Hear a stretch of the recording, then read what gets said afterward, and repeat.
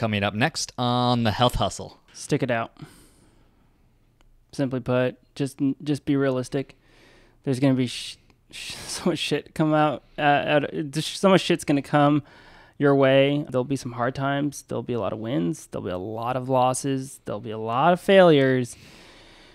There's going to be way more failures and losses than you actually win, just straight up. But to anyone starting out, not getting too detailed with it, is just know that what you're going to do is going to inspire a lot of people, and then a lot of people are going to be very disturbed that you just keep going.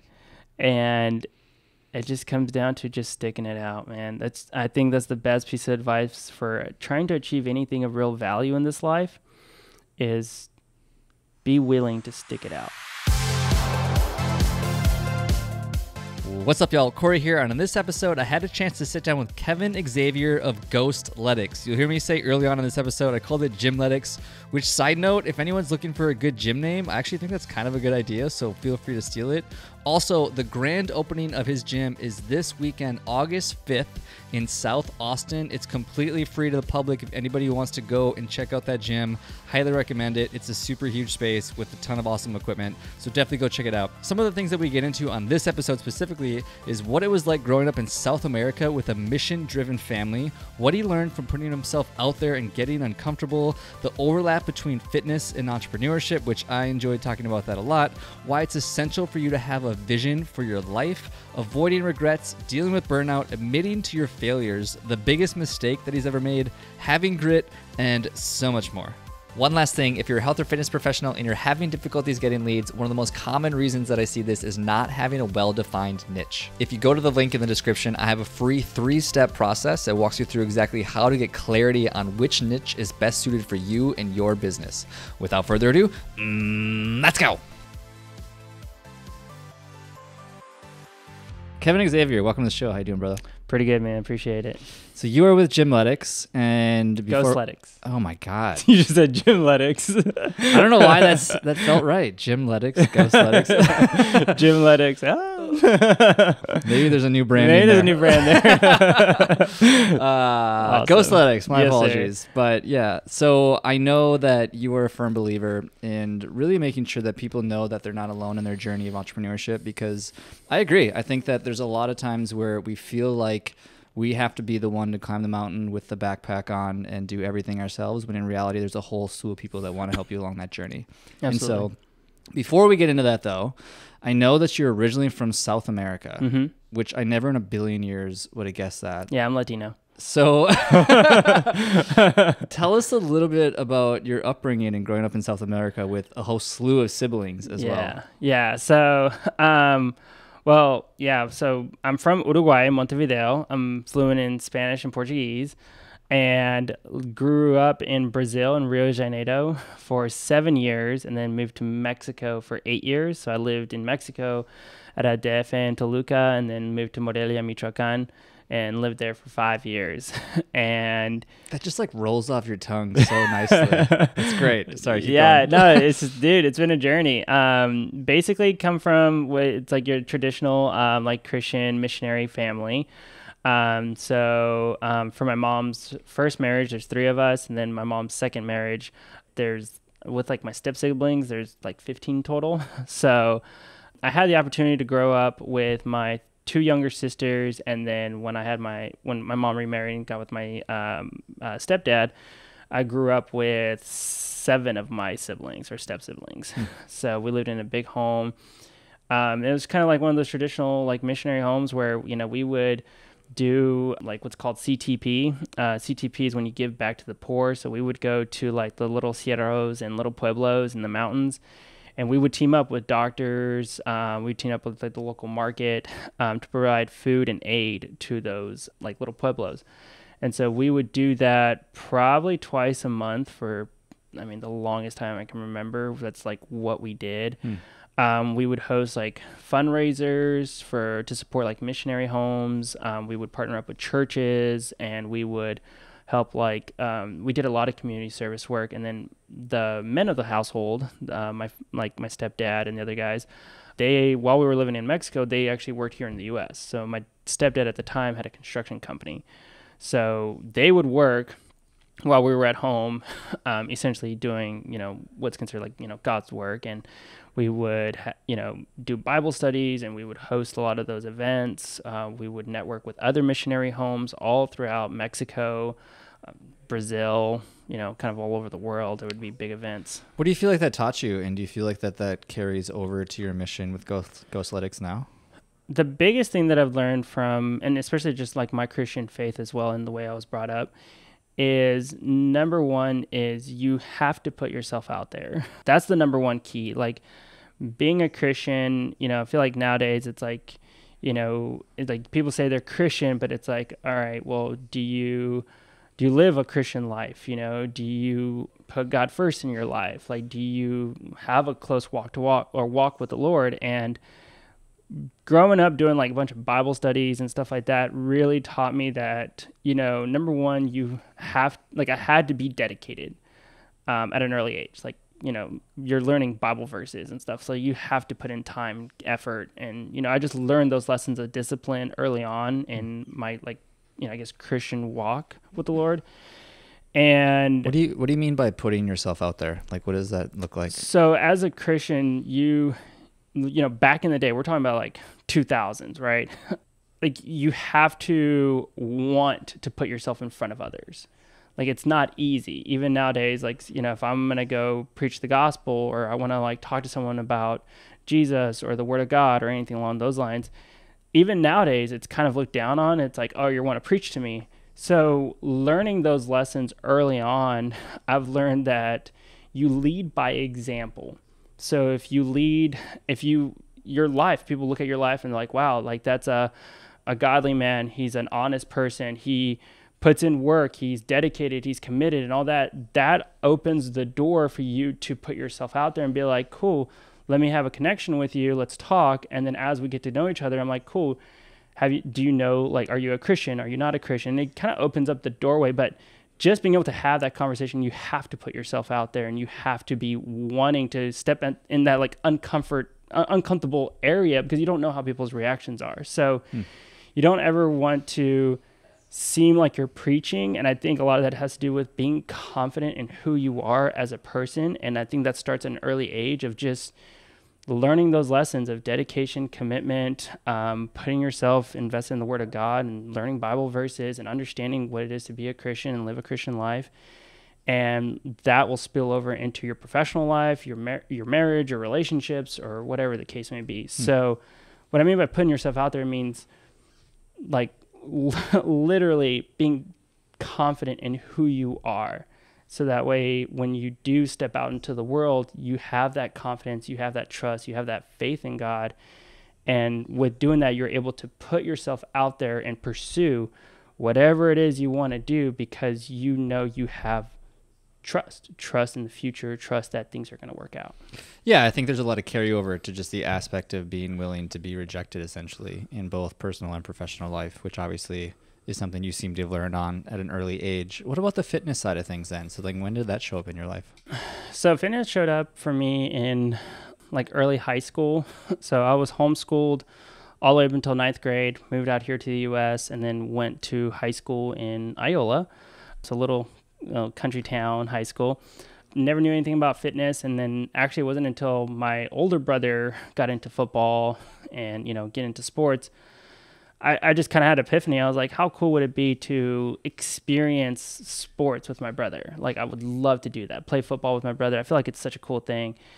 And I got into the weight room, and I honestly just kind of felt inspired on, the guys, everyone just kind of training. And I'm like, damn, like this sucks. But the next day, actually it was like a month later, after I finally was like not as sore, I realized how much more confident I felt. You just have this high that you're like, damn, like I could do that. I can do more.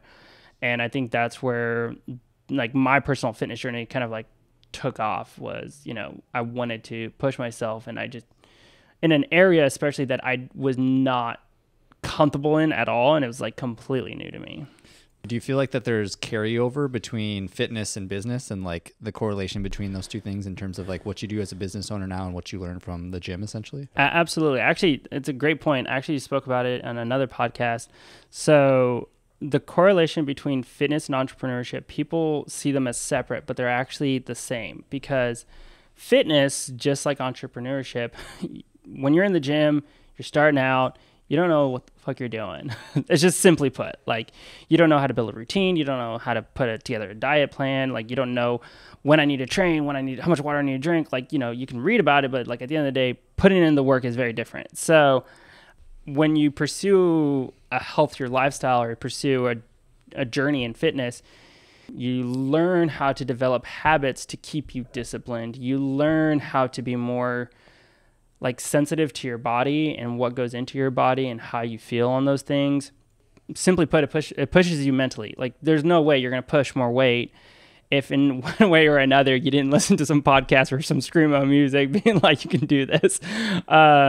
So I think those motivational lessons, factors, the habits you learn while pursuing your fitness journey, they spill over onto your entrepreneurship life, because just like in fitness, when you start out a business and anything that you do, you don't know what you're doing, really. You can do research, you can do whatever you want, but at the end of the day, it does not matter until you actually put your head down and put in the work, just like in the gym.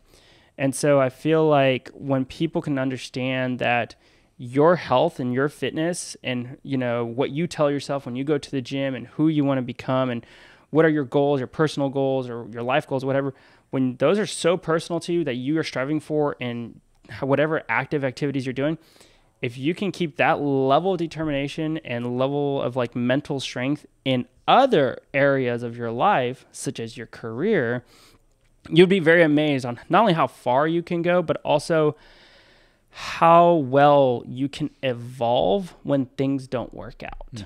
Just like in the gym, you fail again, you keep failing, fail more times than you actually win.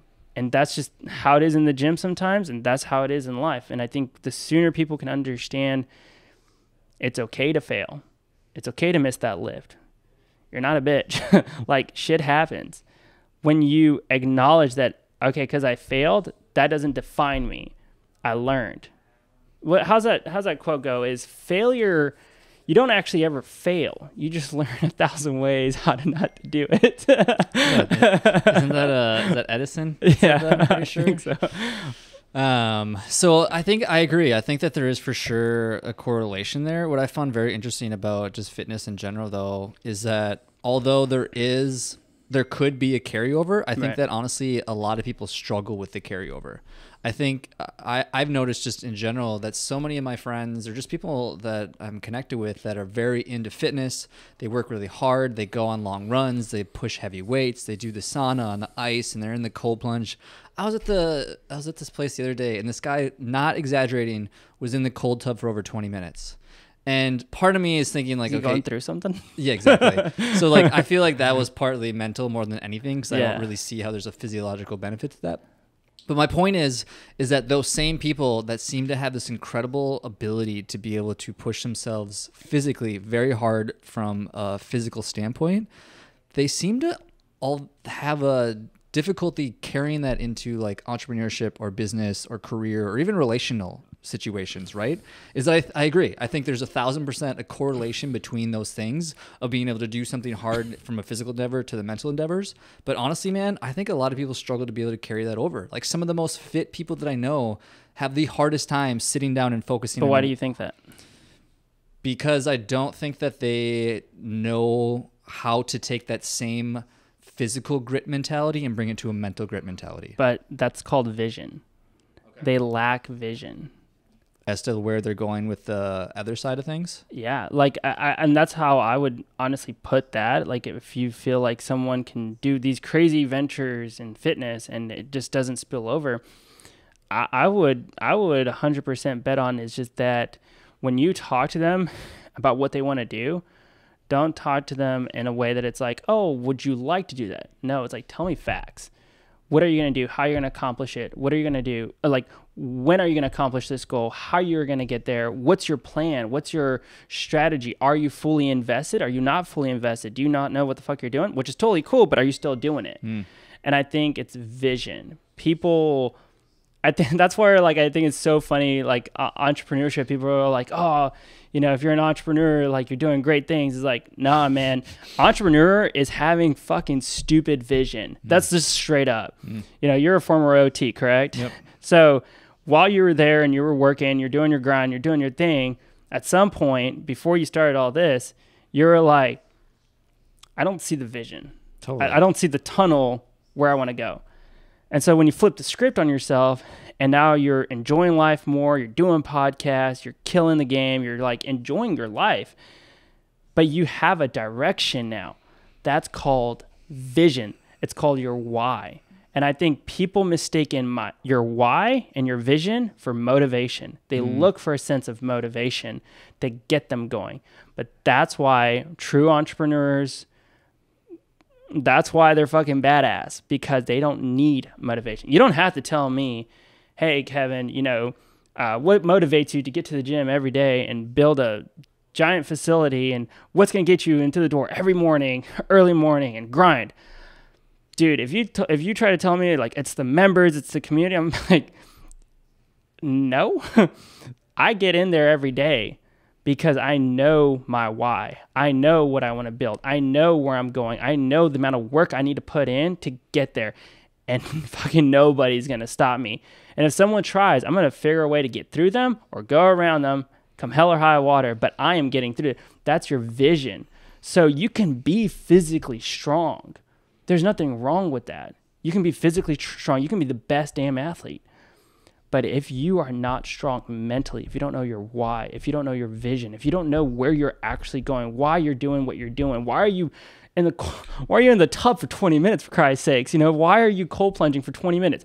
If you don't know why you're in there and you're just chilling, that's cool. You can chill. You're not getting anything out of that. I'm sorry. That's just straight up what it is. If you deadlift 700 pounds, cool. Why are you deadlifting 700 pounds? Are you competing? No? Okay, cool. You're probably going to pull your back. Do you do recovery work? Do you not take care of your body? Why are you not taking care of your body? So, like, I think at the end of the day, that correlation of fitness and entrepreneurship, I think it's misunderstood because people say, I'm motivated when I go to the gym, so I'm going to be motivated when I pursue my goals. Nah, dude. Whoever tells you that is lying to you. Fitness and entrepreneurship starts with one thing, and that's discipline. You have to be mentally strong to do either one. Anyone tells you any different, they haven't gone through some hard shit. They haven't really like pushed those limits to find why they're doing it. I like that a lot. And that actually, honestly, very much so resonates with me. I'm going to tell you why. Is because I didn't really start noticing a transformative motivation or desire to essentially accomplish certain business or career endeavors until you're exactly right, until I had some sort of clarity or vision as to where I ultimately wanted to go. Because prior to any of this stuff, from the podcasting to the marketing to everything else that I do, none of that really started to happen until I actually stopped setting goals that were based around fitness. Is like within the last couple of years, I would say for the first time ever, I don't really have any health goals for a couple of reasons. One is because I'm kind of dialed in. I'm pretty much, it's just a part of my life and part of my identity now, so I don't really need goals around it. But two is like, it's not really what I want. Like those were great to strive for and to accomplish and to achieve, but now I'm just so much more focused on the business side of things. And so then once I started having more clarity around it, to your point exactly, then I was a lot more like motivated to stay disciplined and continue to work on those endeavors. And fulfilled. Oh, totally. Yeah, and that just exactly like you're saying. And I think that's kind of, I'll say if there's a secret sauce, that's it. Straight up. Like it's, whatever it is that you're going for, just like what you've learned, is find those aspects to your life that you actually truly enjoy. And even if you don't know if you enjoy them yet, but like at least try to venture off into, you know, I'm sure you started out not really being a businessman, you know, and so you dipped your toes in it and then you realize real quick, like, damn, I like this. I like this hustle. I like this game. I like doing this. So like, it's just, I think it's like a good thing to kind of like let people know and also like reassure people that like, just like you, step outside your comfort zone. Like if you don't know what you want, you don't know what you want to strive for, you don't know what you do, like just simply put, write a list. Totally. Go do some stuff. Dude, I've gone skydiving 3 times, and I'm like, that will be the best best like stress relief, everything comes into place type of moment ever. Like, yeah, and it's truly like liberating. Like Wait. You did skydiving to relieve stress? Oh, 100%. Yeah. I can't even do roller coaster rides. That seems backwards, but I like it. Nah, dude, and that you know, who was it? Was it Will Smith who did skydiving?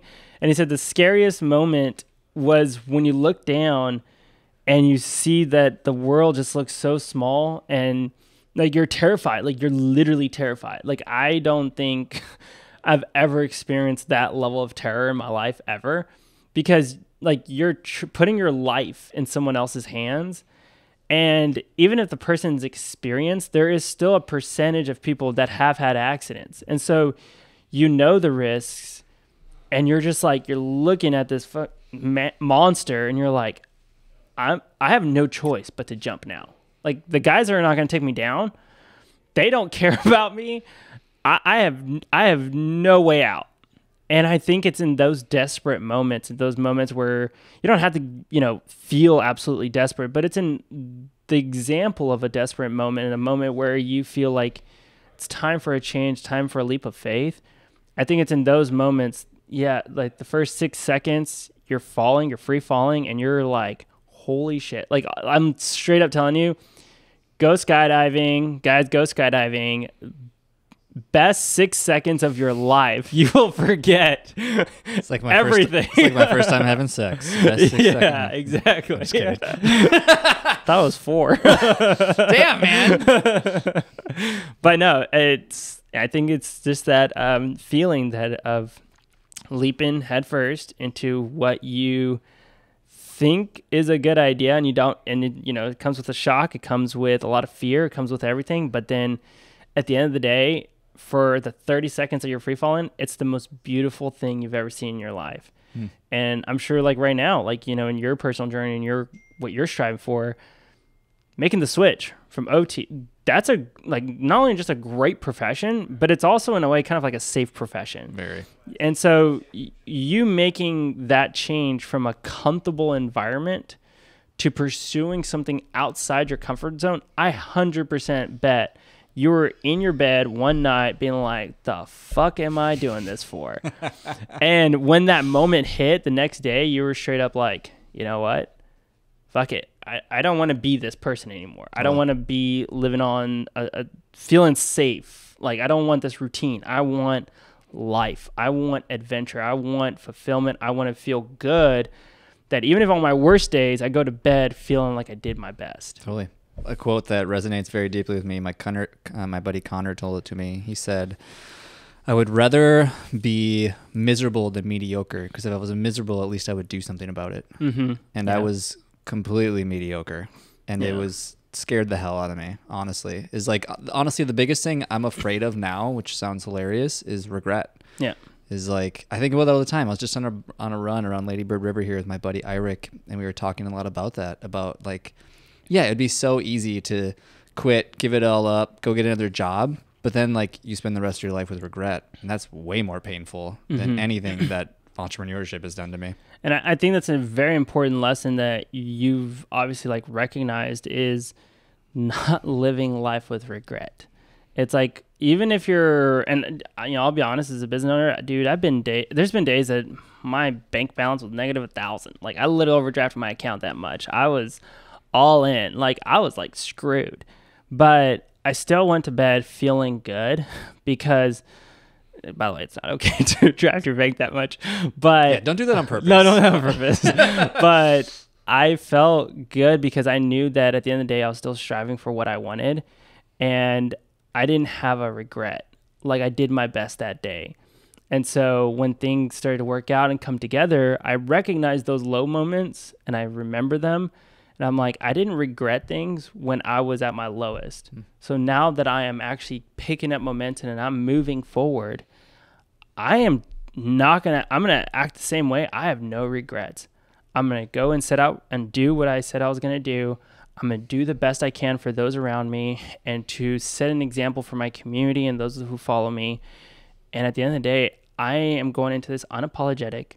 I'm going to do the best I can for the right reasons. I'm going to build, I'm going to grow because I know I'm doing the right thing. So just to give people context, I'd be curious for you to share maybe when you started to get clarity as to what you're doing and why you're doing it. Because you seem to be very purpose-driven now, very why-driven in terms of what you're doing with Ghostletics. Mm-hmm. And I'd be curious as to, one, I couldn't imagine it was always that way. And two is like, where did that transition start to happen for you? And when did you figure out like, okay, this is what I should be doing with my life? I think it's just kind of, back in the day, I used to do a lot of personal training. I've been involved with different organizations and groups. And, I was like one of those kids who was like, I'm going to run my own business, be a personal trainer. Like it's the life, and simply put, it was a wreck and learned a lot of hard lessons, had a lot of victories, a lot of wins, made, a lot of good money, lost a lot of money. And I think through it all, I realized that through the time I was trying to find myself, I also pushed myself in my physical life. Trying to compete in a bodybuilding show, trying to get sponsorships, trying to build my own, fitness presence in the cloud space, Instagram, Facebook. And I realized real quick that realistically, no one cares. No one cares about who you are, what you do, or anything. They don't care about how hard you work. They don't care about your struggles, your pains, how many all-nighters you put in. No one cares. No one cares. But what they do care about is the results of that work. Totally. And so I was like 22. I was like a year going into the merch game. I was like, all right, I think Ghostletics is a cool name. Represents hustling and silence, letting success make the noise. Very young, still starting out. I didn't have that like eye-opening moment until I, felt like I failed in my relationships, with my significant other or even my friendships. And I went through a really tough patch. And I realized in those failures, or I thought were failures, I didn't have anything pushing me forward. I didn't have anything. I went to the gym, felt like I was sluggish, kind of everyone goes through that. And then one day I just woke up and I was like, literally, screw this. Like Ghostletics represents hustling in silence. And so I've made the commitment to myself, and I do it every day, every week, every month, every single time I feel like I'm failing myself in a way. I tell myself, nah, like one day all the hard work will pay off, but no one needs to know about my pains or my struggles or what I'm doing. One day they'll see. And just getting in that mindset of grind mode, whatever I'm doing, striving for, building business, whatever it is, merch, doing designs, whatever it is, head down and grind. No one needs to know about the process. No one cares about the process. That's straight up. They want to know the process once you're there, Totally. But they don't give a crap.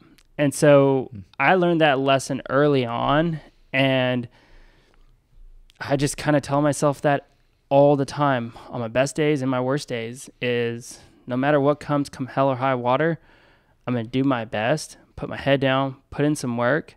And at the end of the day, I'm going to let my actions speak for themselves. I have nothing to prove to anyone. At the end of the day, the only person I have anything to prove to is myself and how far I can go.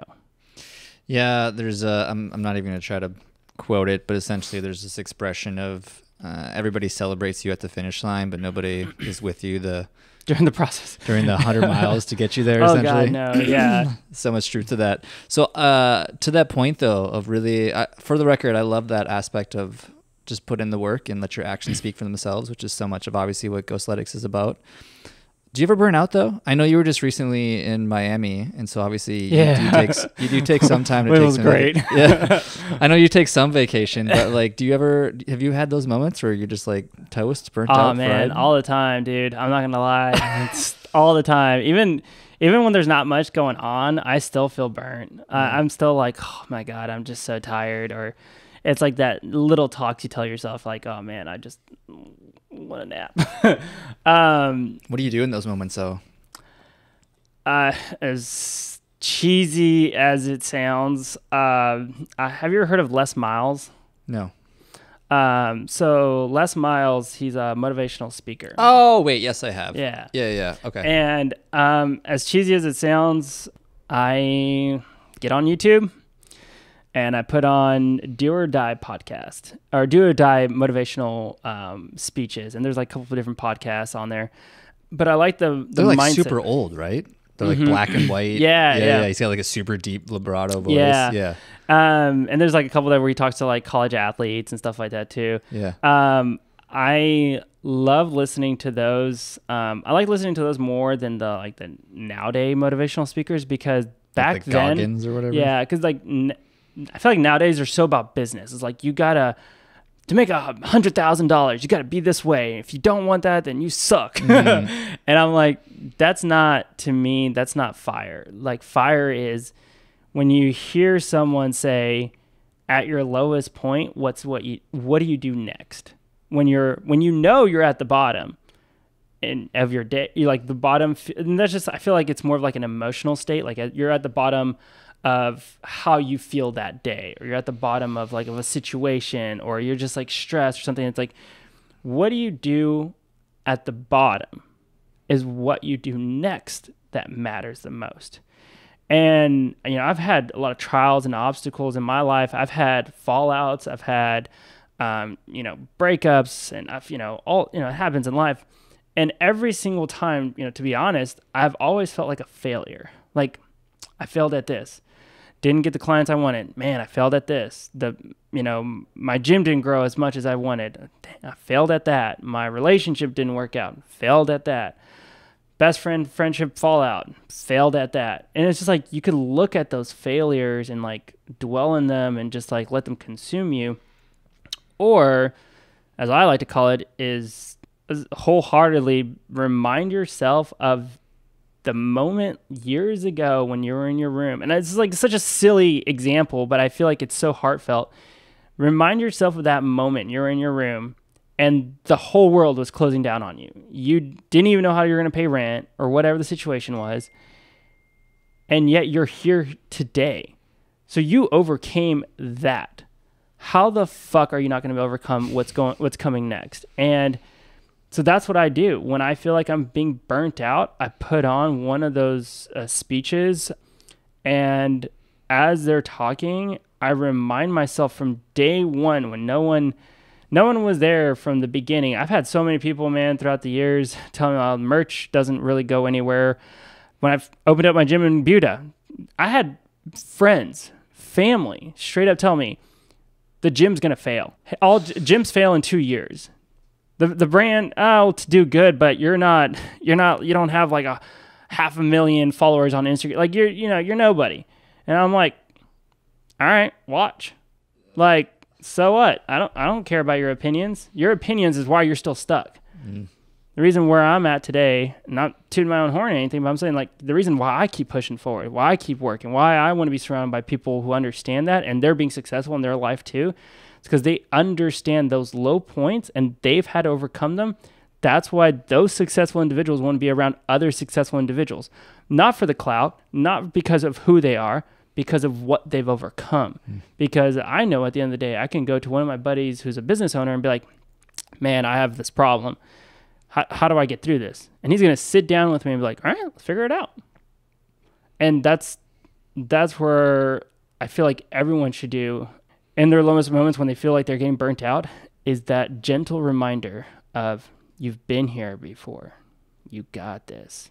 Give yourself some grace. Give yourself some time. Go to a farm. De-stress. Go play with some goats. Go to Miami. Go enjoy the beach. Go to the lake, do those little things that allows you to actually think and allows you to kind of put things in perspective for yourself. And when you come back, come out swinging, man.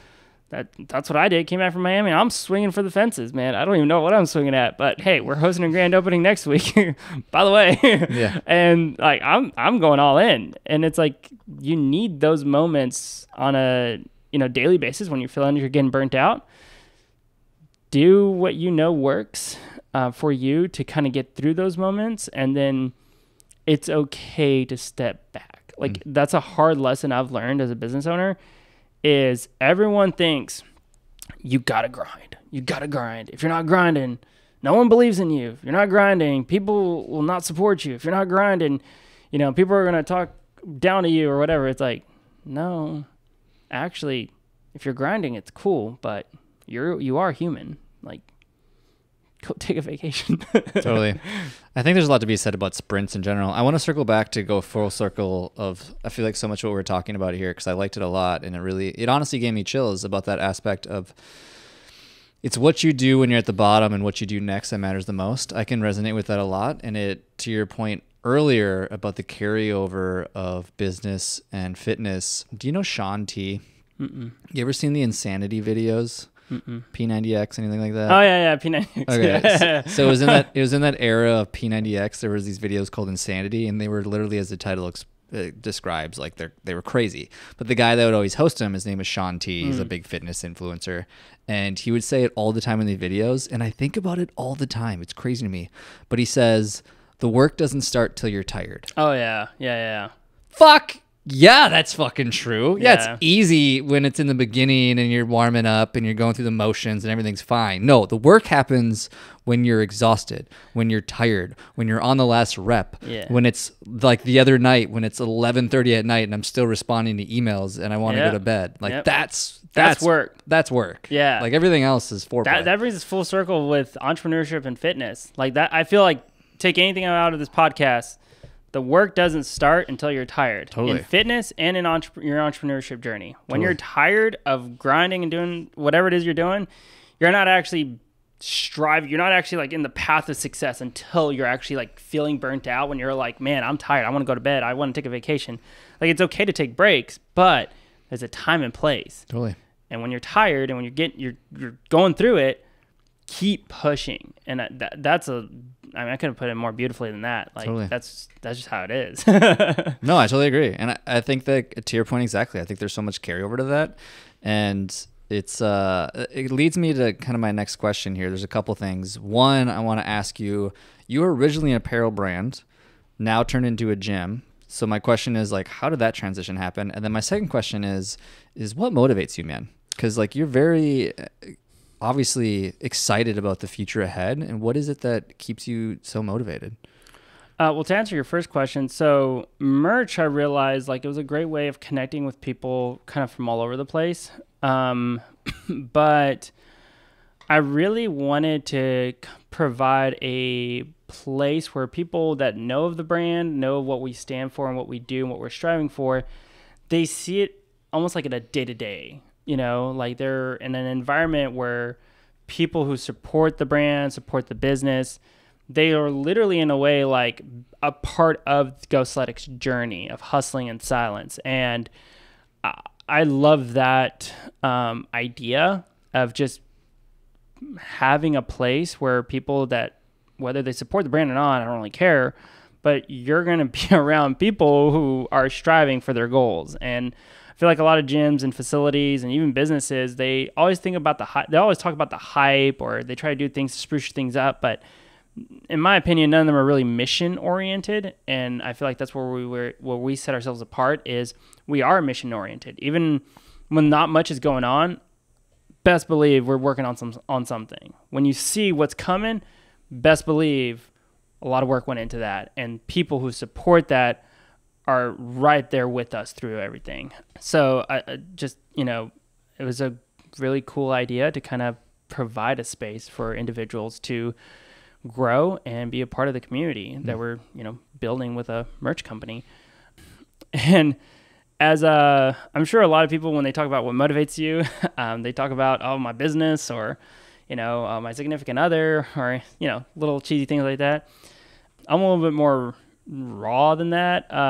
You got an OnlyFans account that you're trying to promote, or what? Well, actually, it's only pans. We do custom pans in pots. No, it's what motivates me is the failures. Like I've one of the hardest things I've learned, and forgot what motivational video it was. I have like so many saved on my phone, but they talk about people are motivated when there's movement. But that's not motivation. Motivation is when you've failed and you know why you failed and you don't let it happen again. And I find motivation from my failures because my failures weren't failures. They were a lesson for me to grow. And I think it's the hardest thing for you to do as an entrepreneur, as a business owner, as a person, is to admit your failures. Like, forgive yourself for your failures. Forgive yourself for the shit that you went through, the shit you put others through, whatever the case may be. Forgive yourself. Recognize those things within yourself. Recognize your failures, where you're not good at, you know? And once you can do that self-diagnosis to who you are and your character, I think that's when you can grow. And so when you do that, it sounds bad. It sounds really tough, like almost like you're picking yourself apart, but if you do it in a constructive manner, you'll become a better, in my opinion, communicator, leader. You'll be able to understand people a little bit better. You'll be able to sympathize with people better, become more open-minded. You're not the smartest cookie in the room. And especially if you know that you've failed because you thought you're the smartest person, then you walk into a room with other smart people and you're like, bro, I've learned my lessons. So I'm going to be like, tell me anything I don't know. Like, tell me everything. Tell me things I already know. Like, I'm still going to learn and try to understand why you think that way. And I think that is the hardest lesson in entrepreneurship, is recognize your failures and try to grow from them. What's the biggest emotional or monetary mistake you've ever made in your business? I wouldn't call it a mistake. I feel like it would be more comfortability.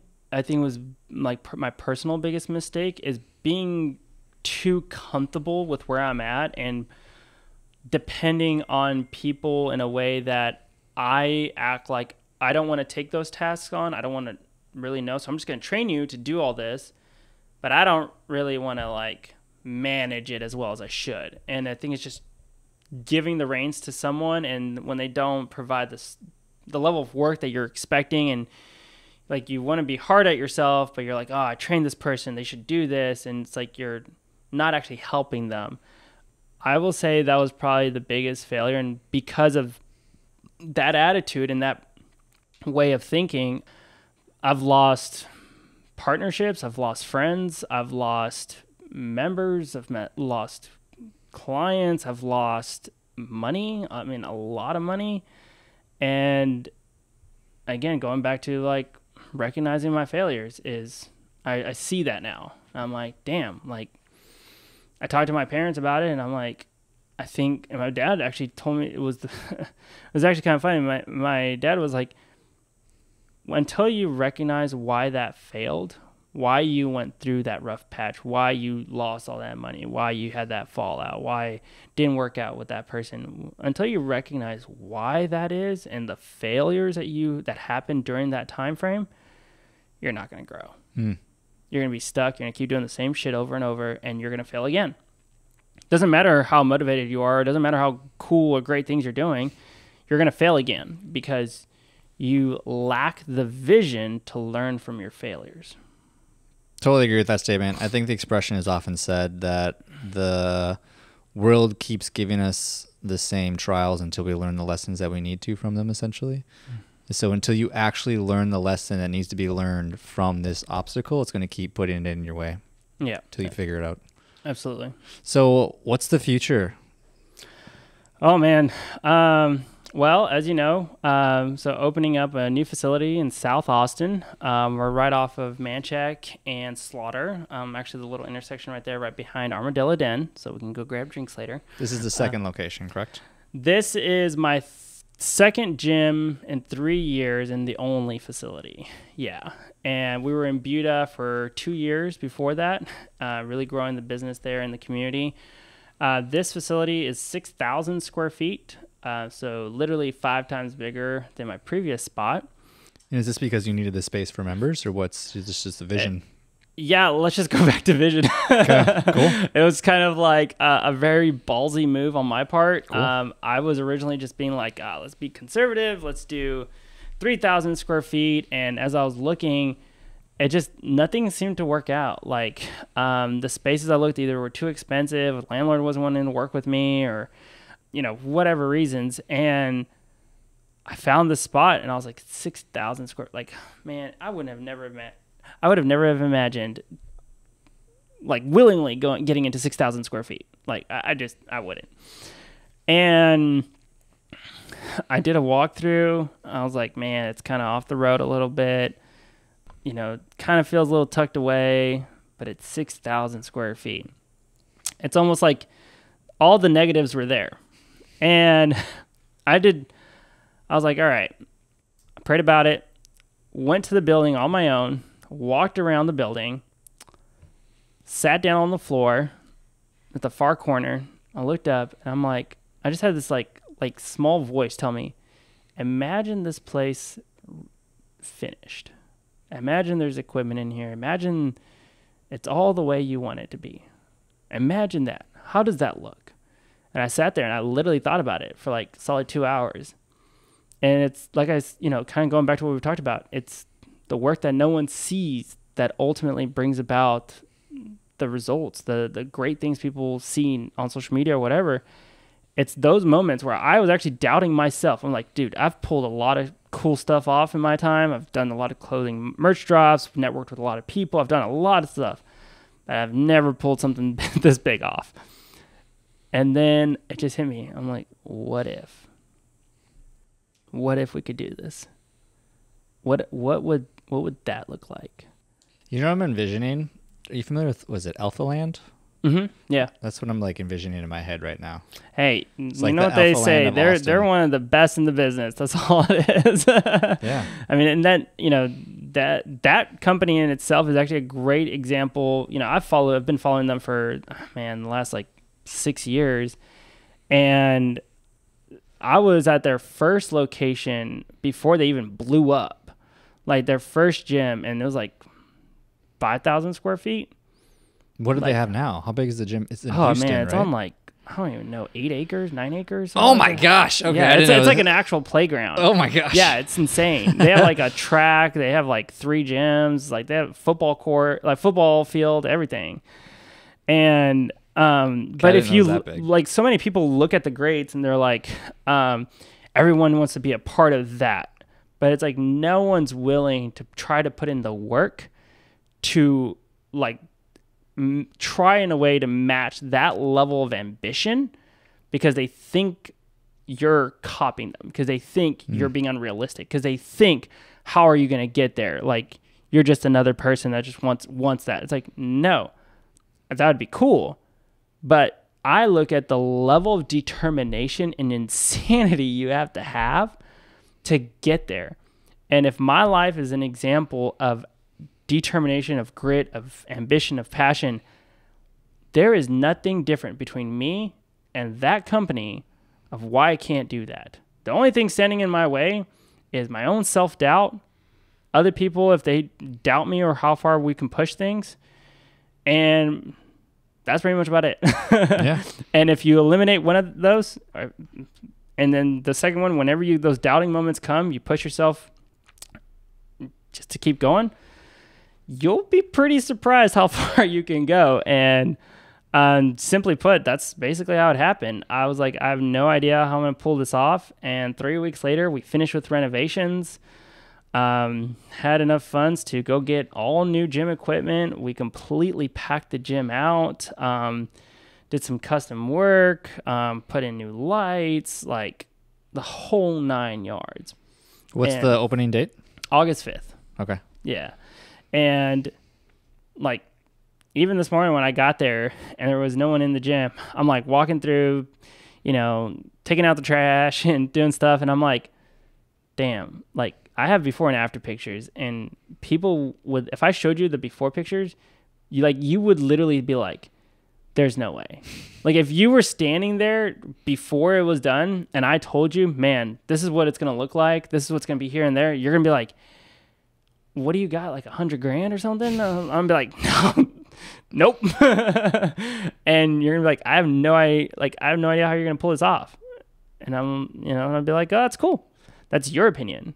That's your self-doubt. That's your inability to see vision in what you're striving for. And I have vision. And that's definitely the one thing I'll say completely proudly is when I see others lack vision, I do my best for my friends, even members in the gym when they talk about their goals. And I'm like, how are you going to do that?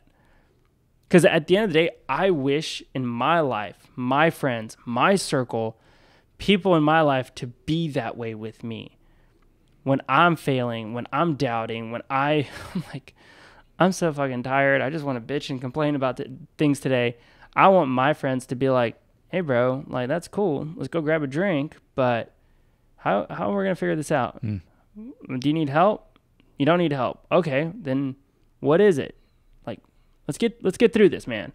And I want to be surrounded by people like that. I love this idea of vision. I think that's really something that I want people to get out of this episode, and just so people understand this idea of having a vision. I agree. I think it's probably one of the most important things, and not only having a vision, but having clarity on your vision. Mm-hmm. And I think that those are two very, very, very hard things to dial in. And the analogy that I love to use for this is that I always compare it to that of painting. Yeah. I think that the first time you ever painted something, it probably looked like shit. Yeah. You probably was like finger paint. You couldn't figure out what the fuck you were looking at. It's this like hodgepodge of colors and this mess. But that's okay for that to start as your vision. As you continue to paint and as you continue to move towards whatever it is that you desire, it'll start to get clearer, and you'll start to have a better painting, and you'll rip down that old canvas and you'll put up a new one and you'll paint a better one. And I just want people to understand that message of like, yeah, have a vision, have a direction, go towards something bigger than yourself, but recognize too that like it's not going to be clear from day one. Yeah. And there's going to be a lot of iterations and changes, and it's going to evolve and it's going to get better as you go, but like take the steps. Yeah, it takes time. Like it's okay to think big and dream big, and that's part of having vision, having foresight. It's just, you're wanting, like you have these like big goals that you want to accomplish, which is great. There's nothing wrong with that in the world. I highly recommend you do that.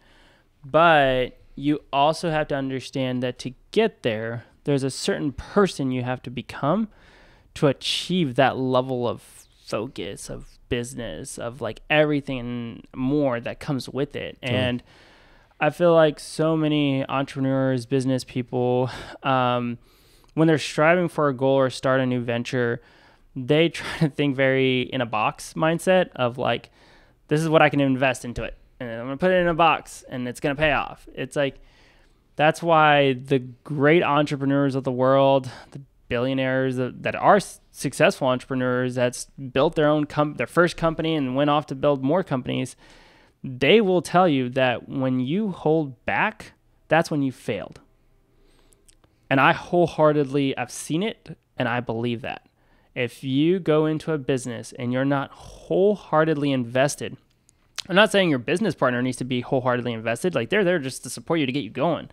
But if you are not wholeheartedly invested in your journey, you're going to fail. Actually, you already failed right there and then. Like you failed without knowing it subconsciously, and it will catch up to you because you lack the foresight and the vision and the, simply put, there's the faith that it's going to last and you are going to achieve that. Yeah, because I think what happens is, I feel like Elon Musk is a great example of this. Not that like I'm trying to strive to be Elon or I'm saying anybody should be, but like, yeah, I mean, he's cool and all, but like, I want to rock it. But to that point though, exactly, they talk a lot about how he has like an office in the Tesla building that like everybody can see him up in the office, like working 16-hour days, and he never leaves the office. And a big part of that is what they say, the reason that they do it anyways, is because everyone else in the business then looks up to that as like the standard. They look up to the owner, the person that's like running the show, as the person of like, okay, if he's working 16 hours a day, my 14-hour days is like nothing, because what happens is like other people essentially, for better or for worse, become kind of watered down versions of your ultimate vision. So if your vision isn't just like, yeah, I want to go to Mars, then everything else is just kind of like watered down behind that ultimate vision. So, and I think that's like you just hit a great point, is building a business, entrepreneurship, all of that is not for the lighthearted, or however that expression goes. Like, it's not something to take lightly. If you want to go after something, you have to get over any kind of victim mentality you're going to try to pull off to yourself or those around you, because that's bullshit, and no one cares, and no one really cares about how you feel. And that's why, that's how I am with even my business is, I don't hire people that have that act like that. They're like, oh, I'm going to put in this much time and they're getting paid a salary. And then they just want to tap out at 7 o'clock or 8 o'clock. And I'm like, no, we got to get ready for a whole event tomorrow. So we got to stay after hours and put in this work. And I think, again, going back to who you surround yourself with, is being around people who are just so relentlessly invested in growth, and that feel like acting like they want to feel victimized because they have to work a little bit more early on in their careers or something, or they're supporting their partner and their partner's investing more time, and they're like, oh, I don't know if I want to invest the same 18 hours as you do and supporting you in this. I'm like, dude, come on. Like, if someone's striving for something great, and you have the chance to be a part of that journey, I guarantee you, if you tap out and you play that little card of like, oh, it's too much, oh my God, I work so much, it's so hard. All right, you play a little pity party. Well, guess what? When that person's making it, striving, kicking ass, you're going to sit there and be like, oh yeah, I know that person, I worked for them. But when they fail, you're going to be like, yeah, they failed because, I worked so much for that person, and I'm not surprised they failed. And then they come back, and then you're like, oh, well, I guess they can pull it off again. That's cool. And so I like, that's why I tell people that like are striving for in business or want to start a business. And I'm like, you want to start a business, get out of the mindset of how much you got to work. Totally. Just stop that. Like, it does not exist. Do you think, let's go back to Elon Musk. Do you think Elon Musk is going to be like, oh, I worked 18 hours today, I'm not going to work 18 hours tomorrow, all my employees still want something from me, oh my God. No, he's like, fuck yeah, let's go. Like, we got some vision, we got some stuff, we got to put someone on Mars, let's go.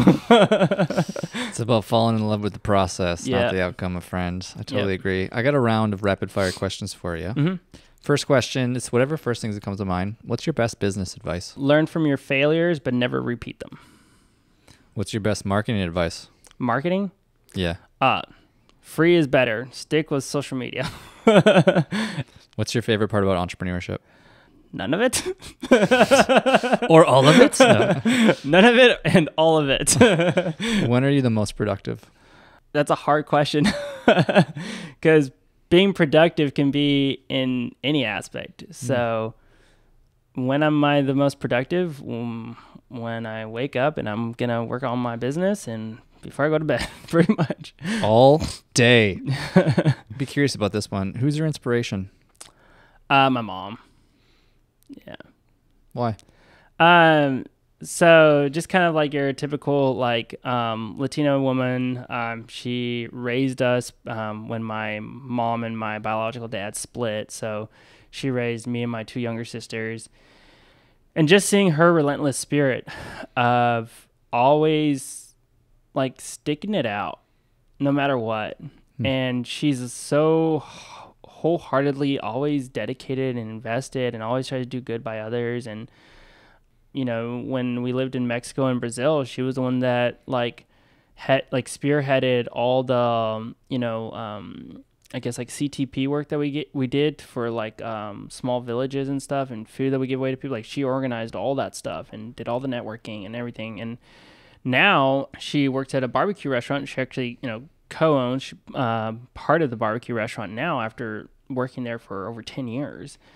And so just seeing that level of she just grinds. She just works. And she doesn't, and her off switch is just like me, is like, I like my space. I like my house. I like, my dog. And we're just so simple. And she just wakes up the next morning, 6 a.m. consistently, and just gets back to work.